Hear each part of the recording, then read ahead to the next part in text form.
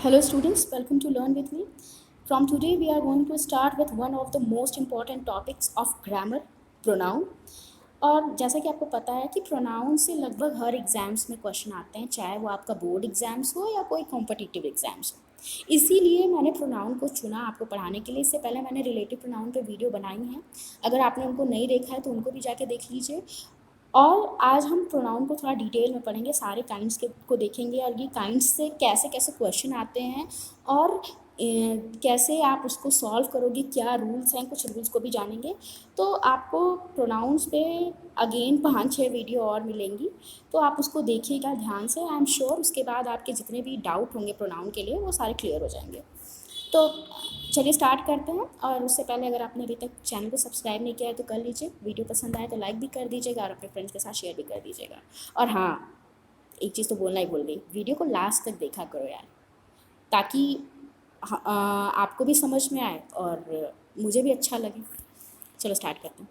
तो सबसे पहले डेफिनेशन देख लेते हैं। रटी रटाई डेफिनेशन है जो कि हम बचपन से पढ़ते आ रहे हैं, क्या कि pronouns are words which are use in the place of noun. लेकिन देखो यहाँ पे क्या है कि क्यों हम प्रोनाउन को नाउन की जगह यूज़ करते हैं, ऐसा क्या है, क्यों नाउन को ही क्यों नहीं यूज़ कर देते। रीज़न ये है क्योंकि हम नाउन के रिपीटिशन को अवॉइड करते हैं, बार बार हम नाउन को रिपीट नहीं कर सकते। तो इसीलिए हम क्या करते हैं, नाउन की जगह पे प्रोनाउन का यूज़ करते हैं। यहाँ पे कुछ काइंड्स ऑफ प्रोनाउन दिए गए हैं। वैसे तो बहुत सारे काइंड्स ऑफ प्रोनाउन है, लेकिन यहाँ पे जो मेन है जिनसे ज़्यादा क्वेश्चंस आते हैं वो मैंने यहाँ पे सेलेक्ट किए हैं। तो पहला है पर्सनल प्रोनाउन, दूसरा है रिफ्लेक्सिव प्रोनाउन, तीसरा है इम्फैटिक प्रोनाउन, चौथा reciprocal, fifth one is demonstrative pronoun, उसके बाद indefinite pronoun, relative pronoun, distributive pronoun. अब आप सोच रहे होगे कि मैंने ये सारे ऐसे ही पढ़ दिए, नहीं, इनके बारे में मैं डिटेल में आपको बताऊंगी। तो चलिए पहले पर्सनल प्रोनाउन को थोड़ा समझ लेते हैं। पर्सनल प्रोनाउन क्या होते हैं, जो पर्सन्स और थिंग्स की जगह पे यूज़ होते हैं, ठीक है। अब पर्सनल प्रोनाउन चार्ट भी आपने देखा होगा, बचपन में पढ़ा होगा, नहीं पढ़ा होगा तो आप ही पढ़ लीजिए, लेकिन आपको देखने के बाद आई एम श्योर याद आ जाएगा, ठीक है। देखो यहाँ पे पर्सन प्रोनाउन है, देखो उसमें कैसे दिया है कि आप जानते हो ना, first person, second person, third person क्या होता है। फर्स्ट पर्सन होता है स्पीकर, जो कि बात को क्या कर रहा है, बोल रहा होता है, ठीक है। स्पीकर होता है फर्स्ट पर्सन। मेरी पेन भी नहीं चल रही है, ठीक है, आप ऐसे मुंह से बोल रहे हैं, आप समझ जाइए। फर्स्ट पर्सन स्पीकर होता है, सेकंड पर्सन लिसनर होता है जो सुन रहा होता है बात को, थर्ड पर्सन वो यहाँ पे मौजूद नहीं होता है। इन लोग की जो बात हो रही है फर्स्ट पर्सन सेकंड पर्सन की, तो उस थर्ड पर्सन वहाँ पे प्रेजेंट नहीं होता, लेकिन कहीं ना कहीं वो उस बात से, उस बात के बारे में, उसके बारे में ही बात हो रही होती है, वो थर्ड पर्सन होता है, ठीक है। तो केसेस हैं तीन, बेसिकली ज़्यादा इंपॉर्टेंट केसेस हैं, सब्जेक्टिव, ऑब्जेक्टिव और पोसेसिव केस। तो सब्जेक्टिव केस क्या होते हैं, सब्जेक्टिव केस जो सब्जेक्ट की जगह पे यूज़ होते हैं, ठीक है। ऑब्जेक्टिव केस जो ऑब्जेक्ट की जगह पे यूज़ होते हैं। पोसेसिव केस वो केस जो कि पोसेशन दिखाने के लिए यूज़ होते हैं, अधिकार दिखाने के लिए यूज़ होते हैं, ठीक है। देखो आई को हम कब यूज़ करते हैं, सिंगुलर की बात हो रही होती है और आई का ऑब्जेक्टिव होता है मी, पोसेसिव होता है माई और माइन। उसी तरह वी प्लूरल के लिए यूज़ होता है, ऑब्जेक्टिव होता है, केस होता है अस, और उसका जब उस पोसेशन दिखाने के लिए यूज़ करते हैं तो उसको अवर या अवर्स लिखते हैं। सेकंड पर्सन सिंगुलर हो या प्लूरल हो यू ही लगता है, और ऑब्जेक्टिव केस भी उसका यू होता है। पोसेसिव केस योर, योर्स होता है। Third person he she it they, देखो ही शी इट ये तीनों सिंगुलर होते हैं। और एक बात याद रखना, पता है बहुत लोगों से पूछा जाए कि बेटा इट का प्लूरल बताओ, तो बच्चा पता है क्या बोलता है, इट्स। तो मत ऐसा मत करेगा, इट का प्लूरल दे होता है, ठीक है। ही शी इट तीनों का प्लूरल दे होता है, इन तीनों के लिए एक ही प्लूरल है, और इन तीनों का प्लूरल क्या है, तीनों का ही प्लूरल दे है, ठीक है। तो ये बात थोड़ा ध्यान रखिएगा। उसके बाद ही को मैस्कुलिन के लिए यूज़ किया जाता है, जब हम किसी मेल की बात करते हैं तो ही को यूज़ करते हैं। Objective him, possessive his. और शी के लिए हर, सिंगुलर होता है शी, पता ही आपको। फीमेल के लिए यूज़ होता है हर, हर्स उसका पोसेसिव हो जाता है। इट का देखो, इट ऑब्जेक्टिव केस की जगह पे आता है तो भी वो इट ही रहता है, पोसेसिव में जाता है तो इट्स हो जाता है। और इट्स, इस वाले इट्स को, इस इट्स से कन्फ्यूज़न में मत आइएगा, इस इट्स से इसको मतलब ये वाला इट्स मत समझ लीजिएगा भैया, जिसमें एपोस्ट्रॉफी होता है। इट्स का मतलब होता है इट इज़, ठीक है। या फिर इट हैज़, तो ये इसका मतलब होता है। तो इस इट्स को इस इट से मिक्स मत करिएगा, ठीक है। ये इट्स अलग है, ये वाला इट्स अलग है। ये इट्स है, ये इट्स इस इट्स का पसेसिव केस है, ठीक है। तो इसको ध्यान रखिएगा। और इन तीनों का इट का भी प्लूरल क्या होता है, दे का ऑब्जेक्टिव केस देम होता है, पसेसिव देयर। अब आप सोच रहे होंगे कि यार ये दो चीज़ें क्यों है, ये माई माइन, अवर अवर्स, योर ऐसा दो क्यों है, और हिज का फिर तब ऐसा हिस ऐसे वाला क्यों नहीं है। क्यों? क्योंकि पहली बात तो ये कि हिसिंग साउंड को हम ग्रामर में अवॉइड करते हैं, तो हिस जैसा कोई वर्ड नहीं होता। और इट्स, इसका तो होता ही नहीं है, बनता ही नहीं है। आपको मैं एक बार इस पोसेसिव केस के लिए भी एक चार्ट दिखा देती हूँ कि क्यों ये दो दो चीज़ें क्यों यूज़ हुई हैं। देखो, पोसेसिव केस को दो तरीके से यूज़ होता है। एक तो होता है एडजेक्टिव की तरह, ठीक है, और दूसरा होता है प्रोनाउन की तरह, ठीक। तो जो भी इसमें आपको ये आगे वाले दिख रहे हैं ना, ये सॉरी थोड़ा रुक जाओ, हाँ, ये देखो आगे वाले जो आपको ये दिख रहे हैं, ये क्या है, ये पोसेसिव एडजेक्टिव हैं, पोसेसिव एडजेक्टिव है। और ये जो बाद वाले हैं, ये क्या है, पोसेसिव प्रोनाउन है। देखो इस चार्ट में इसको बताया गया है कि जो आगे वाले थे वो सब क्या है, पोसेसिव एडजेक्टिव है, बाद वाले पोसेसिव प्रोनाउन है। अब पता है कैसे कि ये पोसेसिव एडजेक्टिव क्यों है, क्यों? क्योंकि इनके बाद हम हमेशा, इनके बाद क्या करते हैं, एक नाउन यूज़ करते हैं। इनके बाद हम हमेशा, after these words we always use a noun, ठीक है। इन वर्ड्स के बाद हम हमेशा क्या यूज़ करते हैं, एक नाउन यूज़ करते हैं। मगर इनके बाद हम नाउन यूज़ नहीं करते। क्यों? क्योंकि ये ऑलरेडी प्रोनाउन है यार। प्रोनाउन नाउन एक साथ एक ही चीज़ को कैसे डिनोट कर सकता है, तो इनके बाद हम नाउन यूज़ नहीं करते। एडजेक्टिव पता ही आपको, डेफिनेशन पता होगी एडजेक्टिव की। एडजेक्टिव क्या होता है, किसी भी नाउन या प्रोनाउन को मॉडिफाई करता है, उनके बारे में विशेषता बताता है। तो एडजेक्टिव की तरह जब कोई वर्ड यूज़ हो रहा है तो उसके बाद वो नाउन तो लगना ही चाहिए ना, जिसकी वो विशेषता बताएगा। इसीलिए इन सब के बाद हम क्या लगाते हैं, एक नाउन लगाते हैं, और इनके बाद हम नाउन नहीं लगाते, ठीक है। एग्जाम्पल के थ्रू देखते हैं। देखो ये क्या है, पहला वाला दिस इज़ माई पेन। माई क्या है, यहाँ पे ये एडजेक्टिव का रोल प्ले कर रहा है, पोसेसिव एडजेक्टिव का। और दिस पेन इज़ माइन, ये किसका रोल प्ले कर रहा है, प्रोनाउन का, ठीक है। इसीलिए देखो इस माई के बाद आपको क्या मिल रहा है, नाउन मिल रहा है, लेकिन इस माइन के बाद कोई नाउन है नहीं है। तो इस तरह आप समझ सकते हो। चलो ठीक है, कुछ रूल्स देख लेते हैं कि कब कब हमारा पर्सनल प्रोनाउन यूज़ होता है और कैसे कैसे यूज़ होता है। चलो यहाँ पे देखो दो सेंटेंस दिए हैं, ठीक है। She is taller than me और she is taller than I. आपके पास रूल भी दिया गया है, यू कैन रीड इट। और पढ़ने के बाद आप बता सकते हो कि कौन सा वाला हमारा सेंटेंस सही है। एक ही सही है, दोनों सही नहीं है, ठीक है, एक गलत है इसमें से। चलो पहले रूल देख लेते हैं। We should always compare same kind of thing, ठीक है। हम हमेशा सेम काइंड ऑफ चीज़ों को कंपेयर करते हैं, ठीक है। अगर हम सब्जेक्टिव केस का कंपैरिजन कर रहे हैं, तुलना कर रहे हैं, तो हम किससे तुलना करेंगे, सब्जेक्टिव केस की सब्जेक्टिव केस से तुलना करेंगे, ऑब्जेक्टिव केस की ऑब्जेक्टिव केस से तुलना करेंगे। तो बताओ यहाँ पे जो तुलना हो रही है, कंपेयर हो रहा है, कौन कंपेयर हो रहा है, शी का कंपैरिजन हो रहा है। किससे कंपेयर किया जा रहा है इसको, मी से। तो शी क्या है, कौन सा केस है, ऑब्जेक्टिव की सब्जेक्टिव, बताओ शी कौन सा केस है, सब्जेक्टिव केस है, ठीक है। सी जब सब्जेक्टिव केस है तो इसको कंपेयर भी किससे होना चाहिए, सब्जेक्टिव केस से। तो ये चीज़ हमेशा याद रखना, बहुत बच्चे गलती करते हैं इसको। पता है बच्चे इसको सही करके आएंगे, इसको गलत करके आएंगे, लेकिन ऐसा नहीं होता बेटा। ये वाला सही है, सेकेंड वाला सही है, फर्स्ट वाला गलत है, ठीक है। इसको ध्यान में रखना। क्यों? क्योंकि हम जब सब्जेक्टिव केस को कंपेयर कर रहे हैं तो उसको हम सब्जेक्टिव केस से ही कंपेयर करेंगे। हमेशा हम सेम काइंड की चीज़ों का कंपेयर करते हैं, ठीक है। अब किसी के जूते की तुलना तुम किसी की शक्ल से नहीं करोगे, ठीक है, तो याद रखना।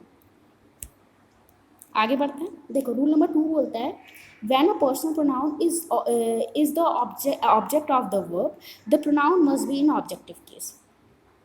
देखो एक चीज़, मतलब ये तो रूल थोड़ा हो सकता है आपको ना समझ में आए। एक चीज़ याद रखो कि जब भी वर्ब के बाद कोई प्रोनाउन आता है, जब भी वर्ब वर्ब दिख रही है ना, ये नो वर्ब है, रिस्पेक्ट वर्ब है। वर्ब के बाद कोई भी प्रोनाउन आएगा तो प्रोनाउन कैसा होगा? ऑब्जेक्टिव केस होगा। कैसा होगा? ऑब्जेक्टिव केस होगा। ठीक है, यहाँ पे देखो क्या है कि जब भी हम वर्ब के बाद कोई प्रोनाउन लगाएंगे तो वो सब्जेक्टिव केस नहीं होगा, ऑब्जेक्टिव केस होगा। यहाँ पे ऑब्जेक्टिव केस दिख रहा है, आई नो हिम। नो क्या है? वर्ब है। नो के जस्ट बाद क्या आया है? प्रोनाउन आया है। तो जब नो के बाद प्रोनाउन लगेगा, पर्सनल प्रोनाउन लगेगा, तो वो हमेशा ऑब्जेक्टिव केस में होगा, सब्जेक्टिव केस में नहीं होगा। रूल नंबर 3 देखते हैं। देखो, लेकिन एक चीज़ थोड़ी सी, जब टू बी वर्ब आते हैं ना, टू बी वर्ब मुझे पता है, आप लोग को पता होंगे टू बी वर्ब क्या होते हैं। इज, एम, आर, वॉज और वर्ब। वर, इनको हम क्या बोलते हैं? टू बी वर्ब बोलते हैं। 5 हमारे टू बी वर्ब हैं। कौन कौन से? Is, am, are, was, verb. तो जब टू बी वर्ब के जस्ट बाद पर्सनल प्रोनाउन लगता है तो वो प्रोनाउन हमेशा सब्जेक्टिव केस में होता है। ठीक है, टू बी वर्ब के बाद जब भी पर्सनल प्रोनाउन लगता है तो वो किस में होता है? सब्जेक्टिव केस में होता है, ऑब्जेक्टिव केस में नहीं होता है। तो जल्दी से अब इसमें जो ये कुछ एग्जाम्पल्स दिए हैं, इनमें से बता दो कौन कौन सा सही है, कौन कौन सा गलत है। देखो, मैंने बताया ना कौन कौन से टू बी वर्ब होते हैं, तो यहाँ पे आपको टू बी वर्ब दिख रहे होंगे। ये सब क्या है? टू बी वर्ब है। और टू बी वर्ब के बाद क्या होता है? Subjective case. तो ये पहला वाला तो गलत हो गया, दूसरा सही, तीसरा भी सही, चौथा गलत। ठीक है, याद रखना। देखो, इसमें रूल नंबर 3 और रूल नंबर 2 में देख लो, इसमें क्या है? इसमें वर्ब की बात हुई है, नॉर्मल वर्ब की बात हुई है, मेन वर्ब की बात हुई है। मेन वर्ब के बाद जब कोई पर्सनल प्रोनाउन आता है तो वो ऑब्जेक्टिव केस में होता है, लेकिन जब टू बी वर्ब के बाद कोई पर्सनल प्रोनाउन आता है तो वो सब्जेक्टिव केस में होता है। आई होप आपको समझ में आ गया होगा। ठीक है, आगे बढ़ते हैं। देखो, रूल नंबर 4 देखो, we always use objective case after preposition. अच्छा, प्रीपोजिशन भी ध्यान रखना। ठीक है, प्रपोजिशन, प्रपोजिशन में क्या होता है कि प्रपोजिशन के बाद जब भी आप कोई प्रोनाउन लगाते हो, पर्सनल प्रोनाउन लगाते हो, तो वो किस केस में होगा? ऑब्जेक्टिव केस में होगा। किस में होगा? ऑब्जेक्टिव केस में होगा। ठीक है, अब ये वाला तो, पहला वाला तो आपको समझ में आ गया होगा कि हाँ भाई, यहाँ पे प्रीपोजिशन दिख रहा है, उसके बाद ऑब्जेक्टिव केस है, सही है। दूसरा वाला देखो, all but him are not going to dinner. अच्छा, दूसरे तीसरे में मेरे को बताओ कौन सा सही है? एक गलत है, पहले बता दे रही हूँ, दूसरे तीसरे में एक गलत है। ठीक है, तो थोड़ा मैं भी क्या पूछ रही हूँ, बताओगे कैसे यार आप? हाँ ठीक है, मैं ही बता रही हूँ। देखो, ऑल, हाँ, ऑल बट देखो, बट दो तरह से यूज़ होता है। बट को दो तरह से यूज़ करते हैं। बट प्रीपोजिशन भी होता है, बट कंजंक्शन भी होता है। ठीक है, बट प्रीपोजिशन भी होता है, बट कंजंक्शन भी होता है। ठीक है, तो जब भी बट प्रीपोजिशन की तरह काम करेगा, तो यहाँ पे देखो, बट किसकी तरह काम कर रहा है? प्रीपोजिशन की तरह काम कर रहा है। कैसे पता कि बट यहाँ पे प्रीपोजिशन की तरह काम कर रहा है? देखो, बट के दो मतलब होते हैं, दो मतलब होते हैं बट के।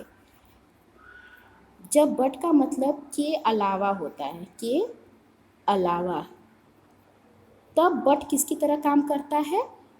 प्रेपोजिशन की तरह। ठीक है, लेकिन जब बट का मतलब, रुको मैं ब्लैंक पेज पर बताती हूँ आपको। यहाँ पे हम देखो, सॉरी थोड़ा,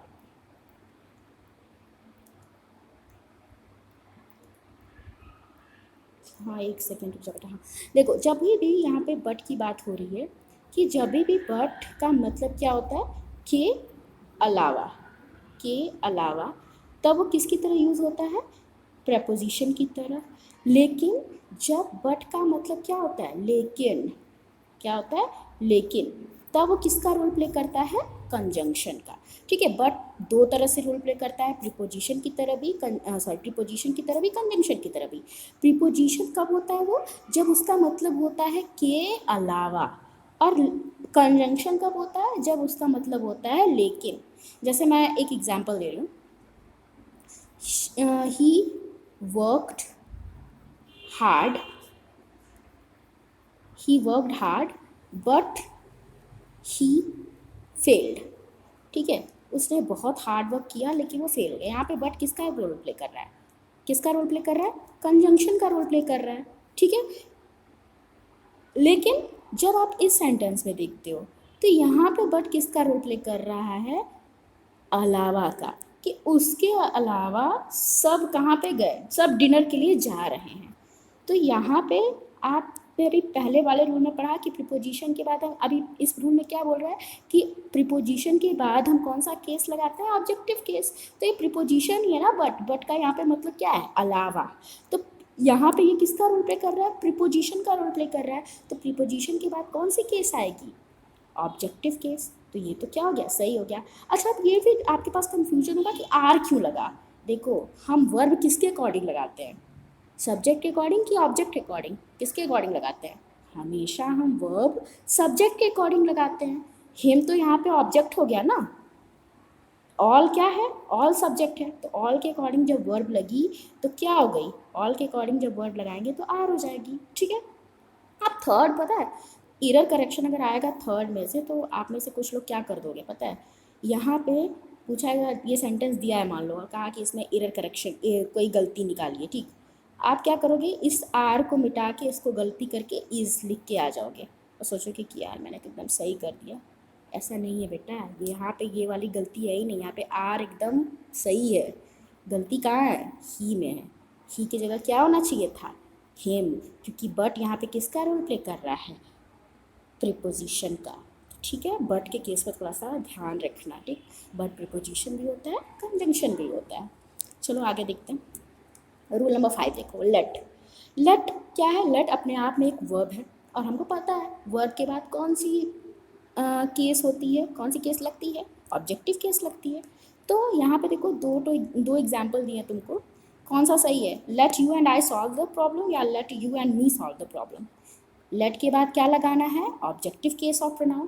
तो लेट यू एंड आई गलत हो गया ना, यू तो मान लो सब्जेक्टिव केस भी वही है, ऑब्जेक्टिव केस भी वही है। सब्जेक्ट यू का सब्जेक्ट भी यू ही होता है, ऑब्जेक्ट भी यू ही होता है, लेकिन आई नहीं लगा सकते ना, आई तो गलत हो गया ना, हमें यहाँ पे क्या लगाना है, मी लगाना है। ये वाला सही हुआ, दूसरा वाला।